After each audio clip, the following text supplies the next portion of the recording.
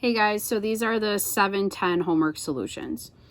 So I think we only have 5 of them on this packet, so let's just kind of get through these. So starting with number 1, it says Walter wants to make 100 candles in the shape of a cone for his new candle business. The mold shown below will be used to make the candles. Each mold will have a height of 8, so let's just kind of label that right away. Sorry for the shakiness. Height of 8. Okay, and then it says that the diameter is going to be a 3. So I'm just going to label that as well and put a 3 in there. Okay, so then it says, to the nearest cubic inch, what will be the total volume of 100 candles? Okay, so this is actually not too bad. So let's kind of break this down in terms of the volume of one candle and then just kind of multiply that by 100. So the volume of one candle. Now, the candle is technically this part in here that's just the cone. So we're just kind of focusing on the formula for a cone. So that's going to be equal to 1/3 pi r squared h, or 1/3 pi, the radius would be half of the 3, or 1.5, squared times the height of 8. So you end up getting 18.8495592. So then the volume of 100 candles is going to be that number times 100. Okay, and that's going to tell me how much volume I have, and technically I think we're in cubic inches because these are both in inches. So you end up getting 1885 cubic inches. Your answer for the first part. Okay, so then for part B, it says Walter goes to a hobby store to buy the wax for his candles. The wax costs 10 cents per ounce. If the weight of the wax is 0.25 ounces per cubic inch, so again, this is density because it's 2 units. It's ounces per cubic inch.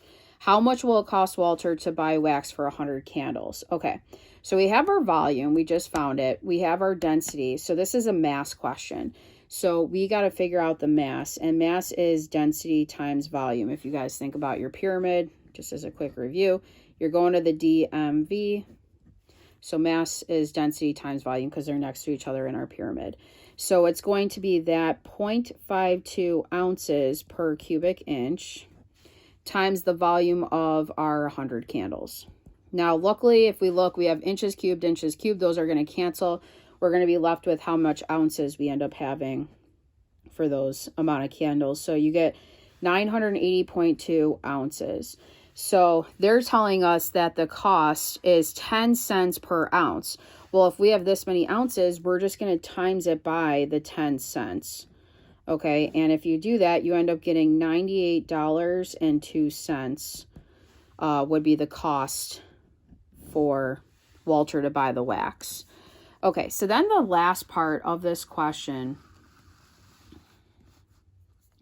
says that, here, I'm just going to keep scrolling down.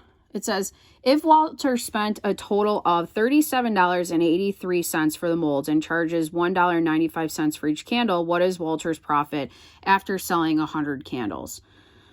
Okay, and there's no dollar sign there, it just means 100. Okay, so first off, when you guys think profit, you have to remember what profit means. So profit, and I don't know if you've ever seen this anywhere, but profit is equal to your revenue, so how much money you're taking in, minus the costs that you had to use. So like, for example, if you open a lemonade stand, you're selling, I don't know, $1 a glass, and you sell it to 10 people, you're making $10, but then it's like, you're not thinking about the cost of the glasses, the cost of, you know, I mean, ice, I mean, if you get it from your fridge, is not a lot, but you know what I mean? The lemonade mix, like you have to deduct your costs.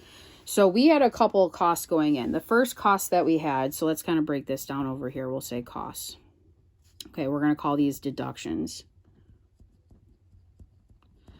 So my first set of costs is, first off, I had to pay money for the molds. Like the molds for the candle cost this many dollars. So I had $37.83 were for molds. Then I had to buy the wax, and the wax we found from up here was $98.02. So this is for the wax. If you were to add these two costs together, it was $135.85. And that's how much we have to deduct from our revenue. So our revenue,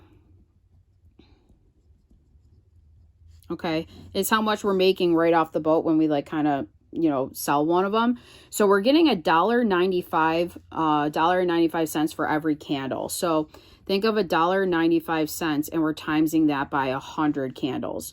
So our revenue then, I mean, that's a pretty easy one, is $195. So we're making this much, but we're spending this much for molds and for wax. So our total profit then is going to be our revenue of $195 minus our costs of $135.85. So in other words, our total profit is going to be $59.15 by selling 100 candles. Okay, so you guys can turn the page after that one.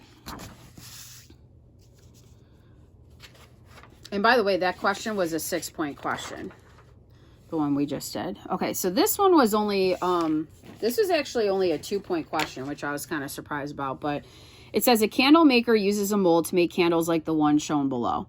So the height of the candle is 13 centimeters, and the circumference of the candle at its widest measures 31.416 centimeters. So just to kind of think about this, they're giving you guys this picture to try to get you to relate this to a solid that you know. So obviously this candle is in the shape of a cone. It's kind of looking like that. They're trying to tell you that the circumference is 31.416 centimeters. Then they're trying to tell you that the height is 13 centimeters. That's what the whole first part was. Okay. So then it says, use modeling to approximate how much wax to the nearest cubic centimeter is needed to make this candle. So the whole goal of this is, like, they want to know how much wax to use. So we need to know how much the volume is. Like, they're asking for volume pretty much. So the first thing we got to do is kind of look at the volume formula for a cone. So if we look at the volume formula for a cone, we have 1/3 pi r squared h. So the thing in this formula that we don't have, that we have to find, is our radius. So that's why they're giving you guys circumference. If they tell you the circumference is this 31.1416, they're trying to get you to use the formula circumference is 2 pi r. So you're going to put 31.416 in for C. And then they want you guys to solve that for your r. So you divide 2 pi on both sides. Okay, and when you divide this, make sure 2 pi is in parentheses. Okay, so you end up getting 5.000011692. So it's roughly like 5. So I wouldn't round though, just to be on the safe side. You still should put it in with all the decimals. I mean, just kind of click on it in your calculator. So that's your r, and then the height they told me was 13. So your final answer, if you guys punch all that in, is to the nearest, I think they said nearest cubic centimeter, which is a whole number. You get 340 cubic centimeters. Okay, so that was only a 2-point question, believe it or not. So kind of a lot of work, but you end up getting 340 centimeters cubed. Okay, so then for the bottom, number 3. It says, in the diagram below, right triangle ABC has legs whose lengths are 4 and 6. What is the volume of the three-dimensional object formed by continuously rotating the right triangle around AB? So if you're spinning this thing around AB, like this is the side that you're spinning it around. I'll kind of highlight it. So you want to start by doing a reflection. And then any point not on there is going to spin in a circle. So in other words, we have a cone. So when we do this, our volume formula for a cone is that 1/3 pi r squared h. So we have 1/3 pi. Now my radius is the 4. The height is 6, right? This is the radius of the bottom. This is how high the cone goes. So when you guys type this in, they want this left in terms of pi. So you end up getting, if you just do 1/3 times 12 times 6, you end up getting 32 pi. Now, I think my answer is kind of cut off when I printed here, but Number 2 ended up being 48 pi. 4 was 144 pi. Okay, but the correct answer ended up being choice 1. Okay, then we just have 2 more. So looking at number 4, it says a water cup in the shape of a cone has a height of 4 inches and a maximum diameter of 3 inches. So I'm just going to sketch this for you guys.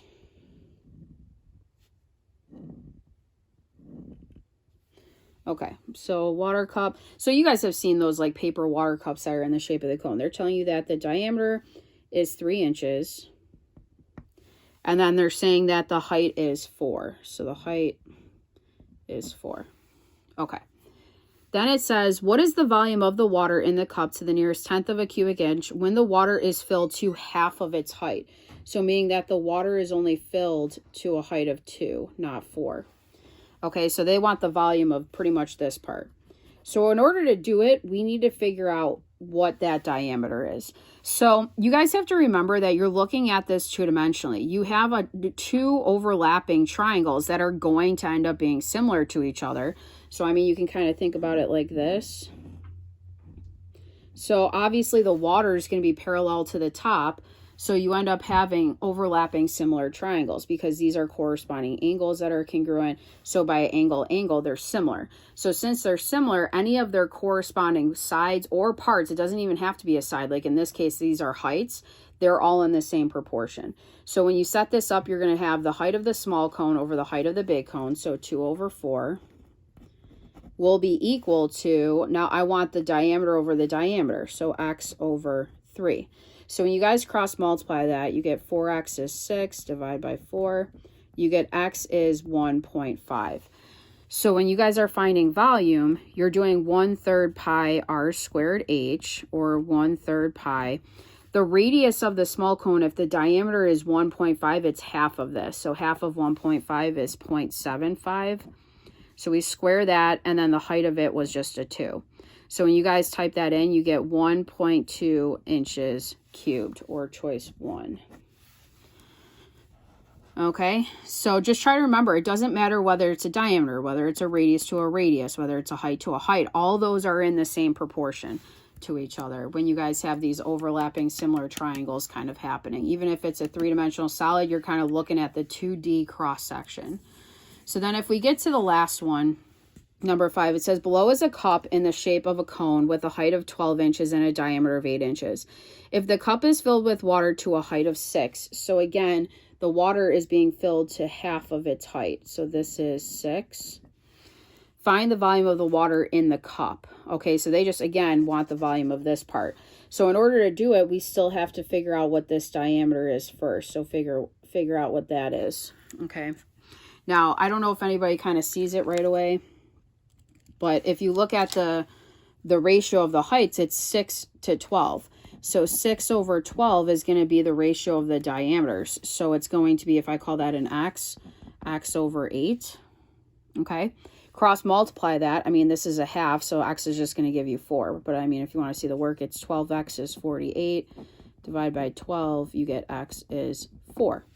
So now I just have to find the volume of this. So now the radius of this bottom cone, or the water that's in there, it's going to be 1/3 pi r squared h, or 1/3 pi. The radius is a 2, right? If the diameter is 4, it's half, squared times the height of 6.